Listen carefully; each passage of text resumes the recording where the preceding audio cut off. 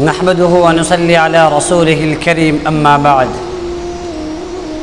محترم ناظرین کرام، اس وقت اس امت میں ایک بہت بڑی چیز کا فقدان ہے، بحران ہے، وہ ہے بیٹیوں کی تربیت نہ کرنا، بیٹیوں پر خصوصی توجہ نہ کرنا، بیٹیوں کو لڑکوں پر ترجیح نہ دینا، کیونکہ بیٹی کی تربیت کے سلسلے میں بڑی بڑی فضیلتیں آئی ہیں۔ اکثر لوگ اس فضیلت کے سلسلے میں نہ آشنا ہے۔ اسی سلسلے میں آج کچھ اہم باتیں لے کر آپ کی خدمت میں حاضر ہوا ہوں۔ محترم ناظرین کرام، نبی علیہ الصلاۃ والسلام نے ارشاد فرمایا، جو شخص دو لڑکیوں کی تربیت کرتا ہے اور اس کی تربیت کرنے میں جو مصیبتیں آتی ہیں، جو آزمائشیں آتی ہیں، جو آلام آتے ہیں، اس پر اگر وہ شخص صبر کا مظاہرہ کرتا ہے تو یہ دونوں لڑکیاں اس کے لیے قیامت کے دن جہنم کے درمیان اوڑ بن جائیں گی، جہنم کے درمیان دیوار بن جائیں گی۔ یہ دونوں لڑکیاں اس کے اور جہنم کے درمیان دیوار بن جائے گی۔ اس لیے بیٹیوں کو خصوصی توجہات کے ساتھ دینی تعلیم سے آراستہ اور پیراستہ کرے۔ ایک حدیث میں ہمارے نبی نے ارشاد فرمایا، جو شخص دو لڑکی یا دو بہنوں کی تربیت کرتا ہے، وہ شخص اور میں قیامت کے دن اس طرح ہوں گے، اس طرح۔ یہ دونوں انگلی کو متصل کر کے آپ نے یہ پیغام دیا کہ دو بیٹی کو تربیت کرنے والا قیامت کے دن مجھ سے اس طرح رہے گا، گویا کہ وہ نبی علیہ الصلاۃ والسلام کے پڑوسی رہے گا۔ اور نبی علیہ الصلاۃ والسلام کا جنت میں جو مقام و مرتبہ ہے، جو نبی علیہ الصلاۃ والسلام کا اسٹیٹس ہے، وہ اللہ تبارک و تعالیٰ کے عرش کے نیچے نبی علیہ الصلاۃ والسلام کا مکان ہوگا۔ جنت الفردوس ہے، جنت کی تمام نہریں وہیں سے پھوٹتی اور چلتی ہے۔ تمام جنت میں جتنے بھی نہریں ہیں، دودھ کی، شراب کی اور دیگر مشروبات کی، شراب کی نہریں وہیں سے جاری ہوتی ہے۔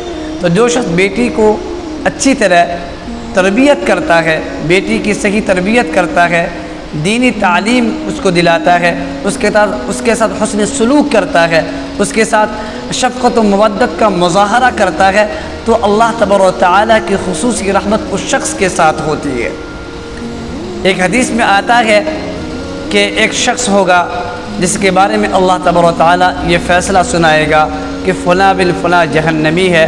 جہنم کے دروغہ کو حکم ہوگا، اس کے پیر میں بیڑیاں ڈالی جائیں گی اور ہاتھ میں ہتکڑیاں ڈالی جائیں گی، اور اسے گھسیٹ کر لے جایا جا رہا ہوگا کہ اچانک اس کی بیٹی کی نظر باپ پر پڑے گی، وہ دوڑتی ہوئی آئے گی اور اپنے باپ سے لپٹ جائے گی اور اللہ تبارک و تعالیٰ کے دربار میں یہ سفارش لگائے گی، یا اللہ، آج آپ نے مجھے جنت کا مستحق ٹھہرایا ہے، اس کی وجہ یہی میرا باپ ہے۔ یہ باپ نے مجھے اچھی تربیت کیا، مجھے دینی تعلیم دلایا اور مجھے دینی تعلیم کی دولت سے آراستہ اور پیراستہ کیا، مجھے عالمہ بنایا۔